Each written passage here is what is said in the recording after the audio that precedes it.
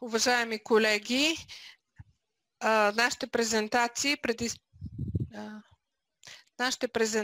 като че ли предизвикаха доста много въпроси. Има много хубави въпроси. Аз първо бих искала... Защо така нещо?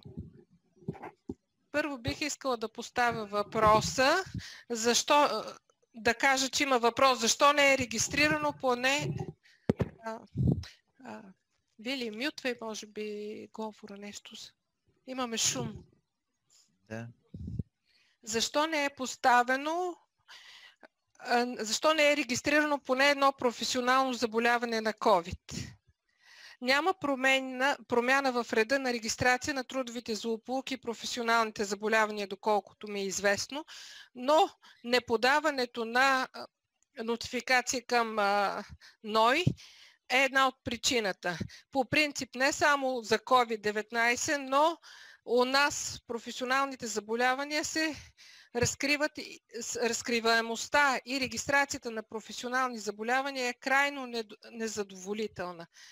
През последните години има порядъка между 15-20 професионални заболявания, регистрирани на година, докато в други страни с подобен брой работещи, те са в пъти и в пъти повече. Така че това е моят въпрос. Няма защо не се регистрира. Тук би трябвало и службите по трудова медицина имат роля в това да се разкриват и регистрират професионалните заболявания.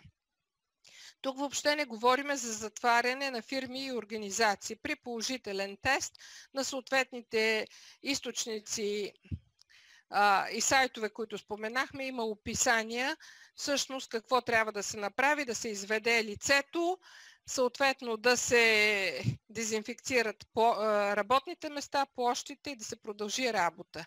И аз считам, че вече за 8 месеца би трябвало този механизъм да е отработен до някъде, но ние ще се опитаме да поставим на нашия сайт с отговорите на въпросите и малко информация какво се прави в такива случаи.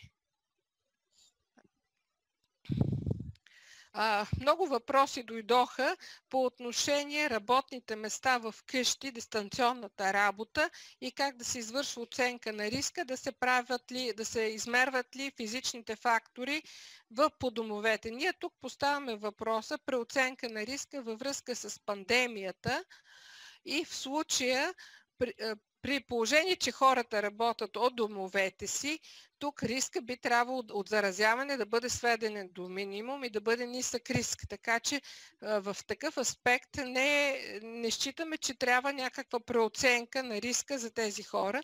От друга страна, не е излишно да се дадат препоръки на хората, които работят в къщи, как да организират работните си места, така че да се намалят мускулно-скелетните оплаквания и в последствие увреждания, как да се организират комуникацията с ръководство, с менеджерите, как да се организират работното време, а в същото време за ограничаване на стреса да им се дава възможност в някои случаи да използват и нестандартно работно време в зависимост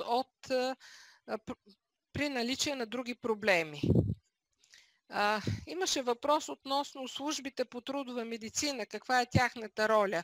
В общи линии ние говорихме много за това каква е ролята, тъй като специалистите по здраве и безопасност при работа във всички профили работят в тези служби, така че те би трябвало да имат активна позиция и активно да съветват работодателите какви мерки за превенция да се вземат и по какъв начин да налагат, а пък апелираме те да бъдат много активни в тази си дейност, да подпомагат работодателите да се вземат превентивни мерки, налагането на използването на тези превентивни мерки, защото това е важно за всички нас като общество.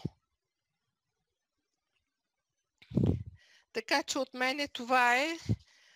Колеги, бихте ли искали да се включите? Имам въпрос към доктор Конова и към инженер Масларска. Искате ли да се включите в отговора на някои от въпросите, защото те касаят и институциите?